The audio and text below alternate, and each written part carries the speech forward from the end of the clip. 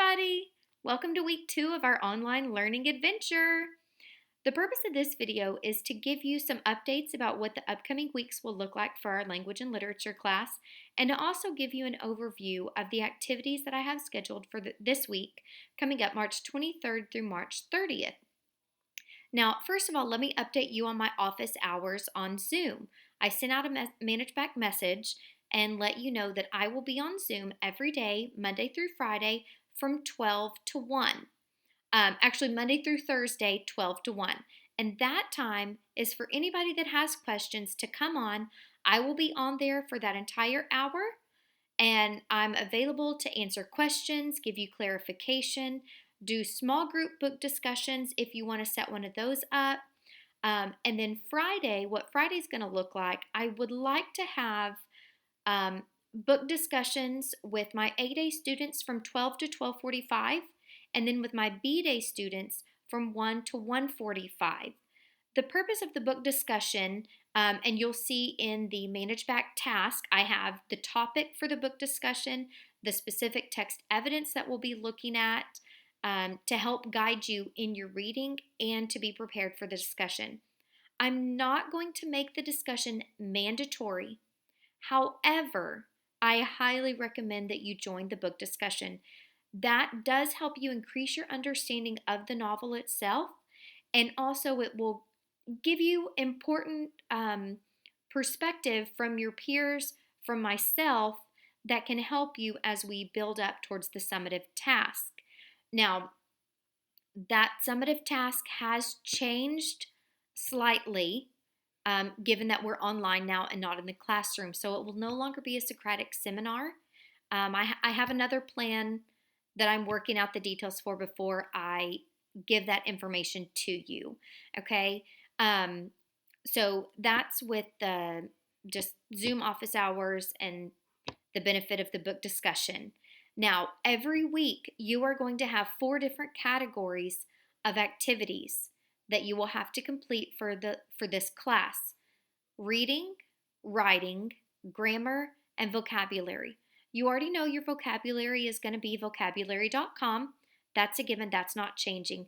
My goal is to keep my activities as consistent with things that you have done in the classroom, so that you're already familiar with some of the instructions, the expectations, and the purpose of what I'm assigning you to do. I know you have a lot that you're trying to balance right now, and there are other things in your home that are going on. So I want to be considerate of all of that, but at the same time, I want to make sure that you're getting the information and the knowledge that you need to continue with your learning, to stay on track with the progress that we've made the first 9 weeks of this semester. So that's my goal, and that's why I've broken it up into 4 different categories. So one, you're going to have an activity under each of those categories to complete every week.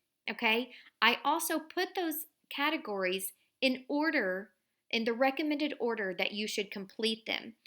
So this week, for March 23rd through the 30th, I've recommended that you complete your reading first. Now, your reading is going to be a PFL. And the diary entries that you need to read for this week are July 22nd through August 5th, and you need to answer questions. Remember, so there's 2 questions that you need to answer. You must provide text evidence to support your answers. And remember what I say about text evidence. A page number is not sufficient text evidence. You may only be referring to one quote on that page, but I don't know that if you give me the page number and then no distinction as to what part of that page you're referring to. So I really like for you to write out the text evidence. You can kind of summarize it, unless it's a quote from one of the characters and you need the whole thing to support your answer. Now, your 2 questions are on Manage Back on the task. Okay, remember, read those questions first before you start the reading. It gives purpose to your reading and helps you pick out and annotate those key details and facts that you need to know to answer those questions. Now, also under the reading category, I included Friday's discussion topic. Now, let me just give you a heads up. There are, in looking at the Analyzing Criterion that you'll be graded over, the summative, what we're going to look at mostly is the author's craft and what methods does she use in her writing to communicate meaning, okay, to the reader and bring meaning to the story, develop the characters. Okay, so we're going to look at this Friday 4 strategies that Vera Heron and Donna uses. The first one of those is comparing things using similes and metaphors. The second thing, use of the 5 senses. Now, we've talked about this in writing and reading, how important it is that in order to engage your reader, you use those 5 senses, that you're descriptive. You don't just tell the reader, I was in Phoenix and it was fun. Okay? What did Phoenix smell like? Where were you? Were you at a hotel that was filled with a bunch of stinky hockey players? Were you at a baseball game? Okay, that you could smell the aroma of the popcorn and the hot dogs, and you could taste the sugary cotton candy. Okay, engaging those 5 senses in your reader, right? So they can see those things, they can visualize, they can smell them, they can see them, they can hear them. Okay, those are ways that the author connects the reader to the story. Okay, so those are very important. The third thing that the third craft strategy that Vera Heron and Donna uses, personification. Okay? The fourth thing that we're going to look at that she uses, the use of movements to show character emotions. Now, there are 9 text examples that I have already listed out for you underneath those 4 categories, those 4 strategies. Okay? So as you read, I would highlight those and make a note out to the side about what meaning that communicates to you and how is that important to the story. Okay, what words, her word choices. Okay, so that's for the discussion topic. Now, for your writing, let's talk about, we started the Corona Chronicles last week. You only had to give me 1 diary entry. What I want from here on out for the remainder of this unit, you will give me 2 diary entries per week. Okay? 1 will always be a free write. The second diary entry will be a free write. The first diary entry, I will tell you exactly what I want you to write about. Now, remember the requirements. Okay? It needs to be at least half a page. It needs to include the date that you are writing the entry, and it must have a title. Corona Chronicles does not have to be your title. Okay? For your diary entry number 1 for this week, I want you to look at what Nisha tells her mama on page 33. Okay? That she wishes more than anything in the world that she could just spend 1 day with her.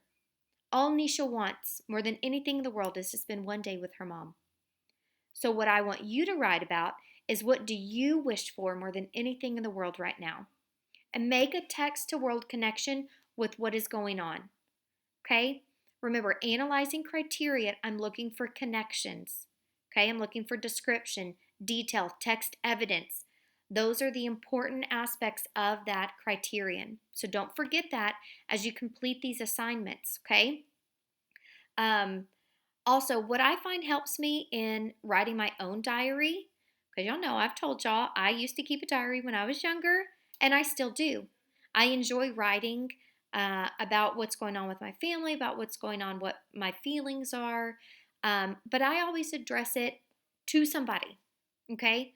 Whether it's like in my prayer journal, if I'm just, Dear Lord, or if I'm putting Dear Diary, I always make it in a letter format. That helps me to really get things out there. So that's just a strategy. If you're having trouble with this, what do I write? What do I include? How do I do it? Write it as a letter. Write it like you are writing to somebody. Okay? The third thing, vocabulary. You need to complete vocabulary list 18. Now, if you saw my Manage Back message, that how proud I am of y'all. This is the highest percentage of completion we have ever had for 6th grade for vocabulary.com. Yay! It only took coronavirus to get us to do our vocabulary. Okay, if I have 90% of 6th grade that completes it, I will upload a special treat for everybody. It will be good, I promise you. I already know what I'm going to do. So I'm going to check that on Monday, and we'll see if you get that special treat. Okay, fourth thing, grammar. Okay, what I've included this week, it's just a TED Ed video about grammar. Does grammar matter? Does it? Okay, I want you to take notes. The video is 4 minutes. Okay, so I want you to take notes over prescriptivism, descriptivism, and the definition of grammar. This is going to be an ongoing document that you'll turn in weekly. Okay, it's a PFL. Vocabulary.com is a formative. The writing entries, those are formatives. And then the reading assignment, those are PFLs. Okay, the discussion, I will take note of who joins these discussions. Okay, so even though I'm not making it mandatory, given your family may be balancing several different schedules right now, but I do want to take note of who attends. If you cannot attend any of my Zoom sessions, if you can't attend the book discussion, but you want to have one, let me know. I can set up a small group discussion for you. I hope your first week went well. That's really all the updates that I have for you right now. I miss our classroom. I miss our class motto. So when you watch this, I want you to repeat it back.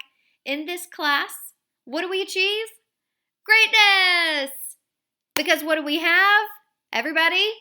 Stick-to-itiveness. And we will never give up. Y'all are amazing. I love y'all. Have an amazing day.